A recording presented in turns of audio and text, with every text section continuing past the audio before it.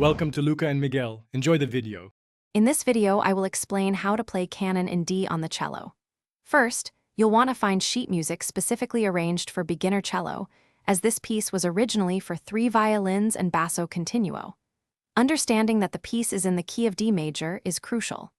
Also, pay close attention to the famous ground bass pattern, which is an 8-note repeating sequence that forms the backbone of the entire composition.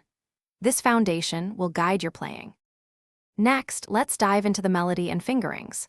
Many cello arrangements adapt the beautiful main melody, which is often more engaging than just the original bass line. You'll primarily use notes within the D major scale, such as D, E, F sharp, G, A, B, and C sharp. Practice your fingerings for these notes, paying special attention to smooth shifts and extensions across the fingerboard. Consistent hand shape is key for good intonation and fluid transitions. Now, let's talk about bowing and rhythmic precision. Achieving a beautiful tone requires consistent bow speed and pressure throughout each stroke. Practice détaché strokes, which are separate, clear notes, ensuring each one has a full sound.